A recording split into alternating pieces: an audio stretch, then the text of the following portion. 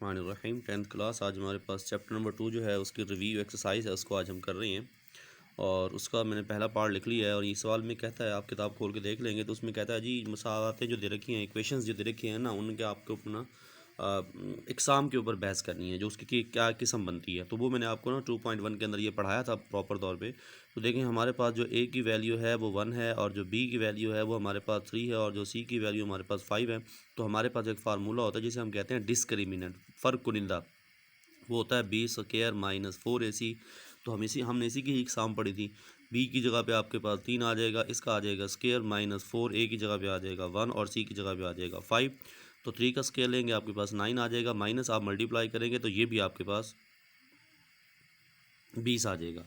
अगर आप 20 में से 9 निकाल लें तो माइनस का 11। अब ये जो आपके पास आंसर आया है वो आपके पास पहले नंबर पे तो 0 के इक्वल नहीं है, पहली बात। दूसरे नंबर पे इसका जो आंसर आया ना उसके साथ माइनस का साइन है, तो इसलिए इसकी रूट्स जो है ना, इसकी रूट्स गैर हकीकी हैं। क्या हैं? इमेजिनरी हैं। इसकी रूट्स क्या हैं? इमेजिनरी है। सेम इसका बी पार्ट है, इसका सी पार्ट है और इसका डी पार्ट है। ये आप खुद से करेंगे। नेक्स्ट आपके पास अगला पार्ट है, उसको ज़रा आप देखें जी। तो ये आपके पास सेकंड पार्ट है, और सेकंड पार्ट में ये कहता है जी ओमेगा की वैल्यू दे रखी है, और कहता है इसी ओमेगा में से ना एम ओमेगा स्क्वायर की वैल्यू फाइंड आउट करें। वैसे तो हमें नॉर्मली पता है ये ओमेगा की वैल्यू है, और ओमेगा स्क्वायर की जो वैल्यू होती है वो हमारे पास होती है -1 माइनस माइनस √3/2 के। ये हमारे पास ओमेगा स्क्वायर की वैल्यू। ख्याल करना, यही कीमत उठा के यहाँ ना लिख देना, बल्कि आपने इस ओमेगा में से ओमेगा स्क्वायर को फाइंड आउट करना है। ठीक हो गया? तो अब आप ऐसा करें कि आप ओमेगा को ले लें। अब हम जानते हैं कि हमारे पास जो ओमेगा है वो इक्वल है -1 फिर प्लस -√3/2 के। तो अब आप क्या करें, अगले नंबर पे आप दोनों साइडों पे इसका स्क्वायर ले लें, क्योंकि मुझे ओमेगा स्क्वायर बनाना है। तो डेफिनेटली बात है, स्क्वायर लेना पड़ेगा। तो मैं क्या करता हूँ, ओमेगा जो है वो इक्वल है -1 प्लस -√3/2 के। इधर भी मेरे पास होल स्क्वायर आ जाएगा और इधर भी मेरे पास होल स्क्वायर आ जाएगा। मेरे पास ओमेगा का आ जाएगा स्क्वायर इज इक्वल टू, मैं इसका जब स्क्वायर ओपन करूंगा तो क्या करते हैं, -1 प्लस -√3, ऊपर वाली टर्म का स्क्वायर आपके पास अलग से आ जाएगा, और बटे में हमारे पास जो 2 है उसका स्क्वायर हमारे पास अलग से आ जाएगा। आगे इसको कंटिन्यू करते हैं।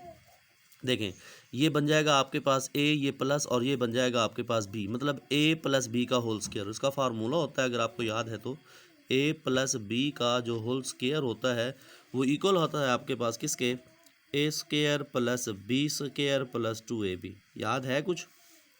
तो उसे समझ लें, जो -1 है ना, -1 वो आपके पास ए है, और -√3 जो है वो आपके पास बी है। तो हम दोनों का स्क्वायर ले लेंगे, -1 का भी स्क्वायर ले लेंगे, फिर प्लस लगा के -√3 का भी हम क्या ले लेंगे, स्क्वायर ले लेंगे। फिर 2 आएगा कुलिये का, उसके साथ हम ए मल्टीप्लाई करेंगे, वो -1 है, उसके साथ बी मल्टीप्लाई करेंगे, वो है -√3, और ओवर हम 2 का स्क्वायर लें तो हमारे पास आ जाएगा 4।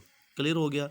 नेक्स्ट इसको आगे कंटिन्यू करते हैं। हमारे पास जो ओमेगा स्क्वायर है वो इक्वल आ जाएगा, माइनस का 1 का स्क्वायर लूँ तो +1 आ जाएगा, फिर ये स्क्वायर से स्क्वायर रूट कैंसिल हो जाएगा, आपके पास प्लस माइनस माइनस का 3 हो जाएगा, प्लस माइनस माइनस का 2 आ जाएगा, और फिर साथ में √-3 वैसे का वैसे, और ओवर आपके पास 4 आ जाएगा। मज़ीद आगे इसको कंटिन्यू करते हैं। ओमेगा स्क्वायर जो है वो इक्वल है, देखो जी, हम इन दोनों को कैलकुलेट कर सकते हैं, इसको इनके साथ कैलकुलेट नहीं कर सकते, क्योंकि इसके साथ है -√3, इनके साथ है कोई नहीं है। तो आप इन दो को कैलकुलेट कर ले। -3 में से अगर एक हो तो मेरे पास जवाब क्या आ जाएगा, कैलकुलेट करूँ तो -2 आ जाएगा, फिर आपके पास -2 और -√3 ओवर आपके पास आ जाएगा 4।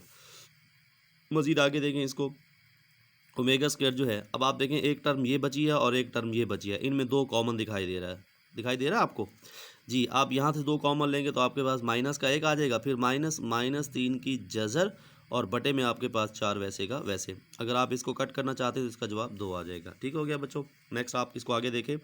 आपके पास जो ओमेगा स्क्वायर है वो इक्वल आ जाएगा -1 माइनस माइनस √3 ओवर आपके पास आ जाएगा 2। तो ये आपकी ओमेगा स्क्वायर की वैल्यू है, वो हमने मालूम करनी थी, सो वो मालूम हो गई। आप चेक कर लें, ओमेगा स्क्वायर की वैल्यू यही होती है, -1 माइनस माइनस √3 ओवर 2। ठीक हो गया? नेक्स्ट आपके पास पार्ट नंबर 3 है, उसको देखें जी। तो ये आपके पास क्वेश्चन है, कहता है जी show that the sum of the 3 cube roots या क्यूब रूट्स इज 0, मतलब साबित करें कि इकाई के तमाम जो जज़रुल मुकाब का मजमूआ है वो सिफ़र के बराबर होता है। मसलन हमारे पास कंडीशन क्या बनेगी, हमारे पास कंडीशन ये है जो इकाई के जज़रुल मुकाब होते हैं, क्यूब रूट्स जो होते हैं वो होते हैं 1 प्लस ओमेगा स्क्वायर, मतलब ये आता है 0 के बराबर। ठीक हो गया। तो उसके कहने का मकसद ये है कि इसका जो आपके पास सम है ना वो इक्वल है 0 के इक्वल। तो हम इस सवाल की लेफ़्ट साइड ले लेते हैं। आपके पास है 1 प्लस ओमेगा और प्लस आपके पास ओमेगा स्क्वायर है। आपको पता है 1 का 1 आ जाएगा, प्लस ओमेगा की वैल्यू आपके पास है पड़ी, वो है -1, फिर प्लस माइनस √3/2 के, फिर प्लस आपके पास ओमेगा स्क्वायर है, उसकी भी वैल्यू हमारे पास है पड़ी, वो होती है -1 माइनस √3/2 के। तो आप क्या करेंगे, इसका एलसीएम ले लें, इसके अलावा और कोई हल नहीं है। यहाँ भी बटे में 2 है, यहाँ भी बटे में 2 है, इसका बटा कुछ नहीं तो बटा 1 आ जाएगा। आप 2 ले लेंगे एलसीएम, 2 को 1 पे तकसीम करेंगे 2 और 2 को 1 के साथ ज़रब करेंगे तो भी 2 आ जाएगा। 2 से कैंसिल, फिर प्लस का साइन है, इनटू आपके पास क्या रह जाएगा -1 प्लस -√3 और फिर प्लस आपके पास -1 माइनस √3। इतना तो आपको पता है कि एलसीएम लेने के बाद क्या जवाब आएगा।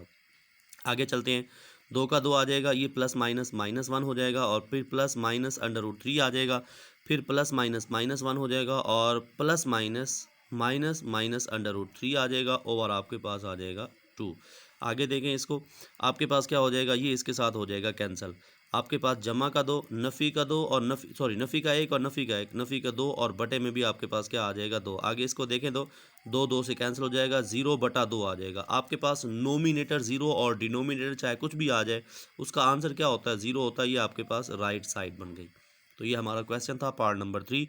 नेक्स्ट आपके पास पार्ट नंबर जो है वो 4 है, उसको भी आप देख लें जी। तो इस पार्ट में कहता है जी find the product of cube roots, मतलब आपने जो इकाई के जज़रुल मुकाब हैं उनका जो हासिल ज़रब है वो किसके बराबर आएगा वो आपने बताना है।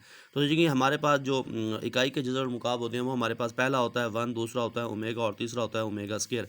अगर हम इन तीनों को ज़रब करें तो इनका आंसर किसके बराबर आता है, आए हम इसको देखते हैं।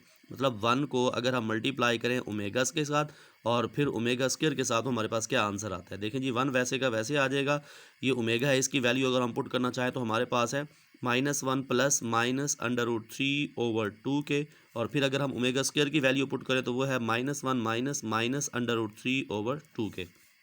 ठीक हो गया बच्चों।